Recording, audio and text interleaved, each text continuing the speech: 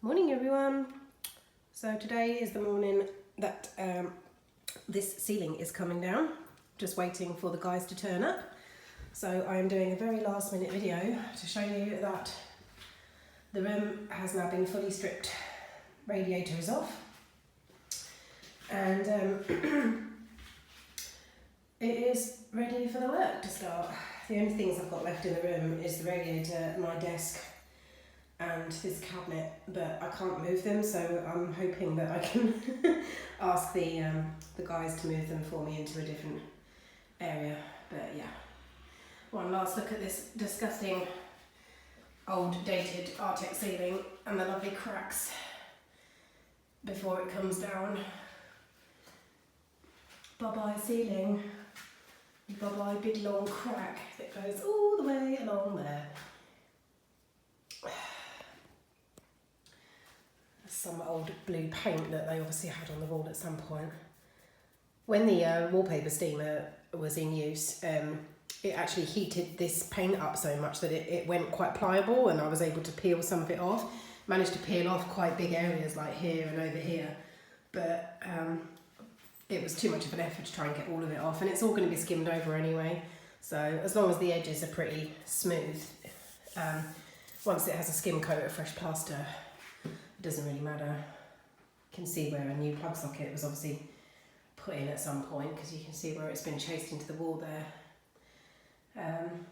It's a shame I don't have more than two. I've got one where I've just shown you and one behind this cabinet, and ideally I wanted to have my desk across this wall here, so it's furthest away from the door, and then I can look out to the window when I'm working, but there are no plug sockets across there, which is a pain.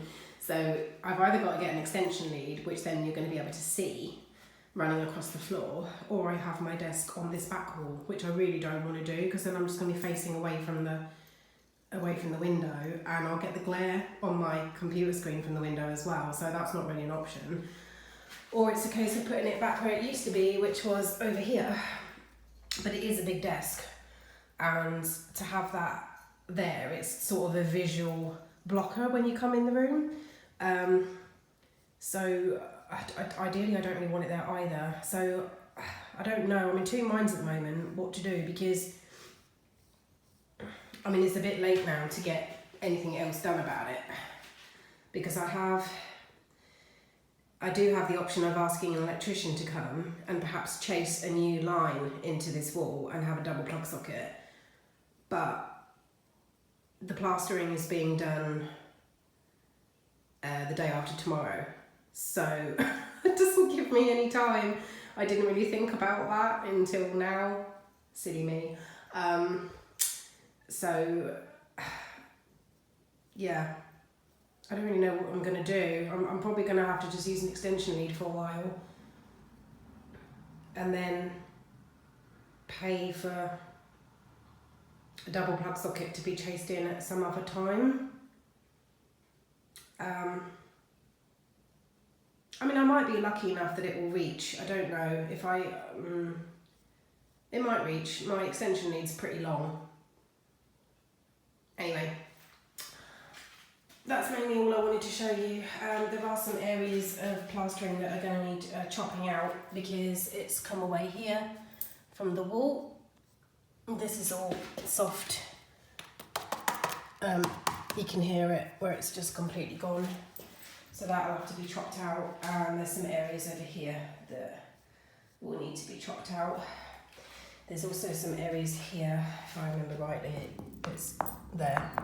I don't know if this will show up on camera, but you can actually, excuse my dirty fingernails, I've been cleaning at the last minute this morning. I think that whole area is going to have to be chopped out, because it does actually move.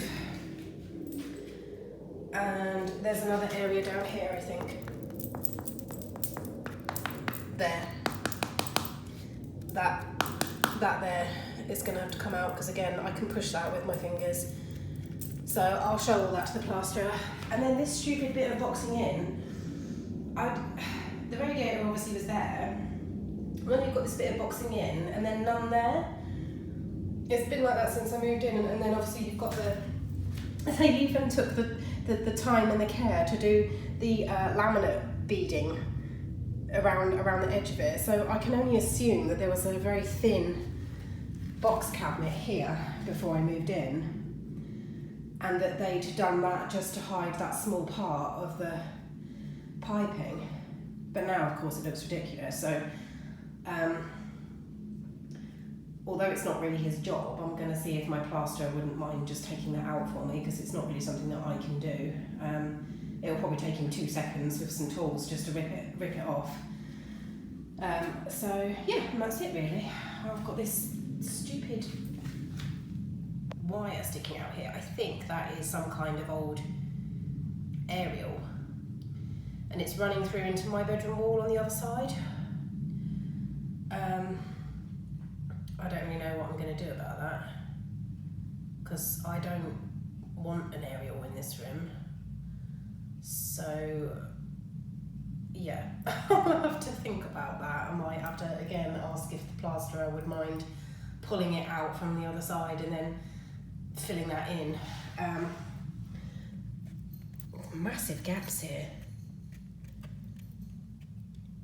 You can tell from the way that the paint comes away like this, all jagged, that has actually come away from the wall over a long time. It's sort of split, because obviously at certain points it is against the wall like there, and then as it goes along it splits away, but I can't actually push it back.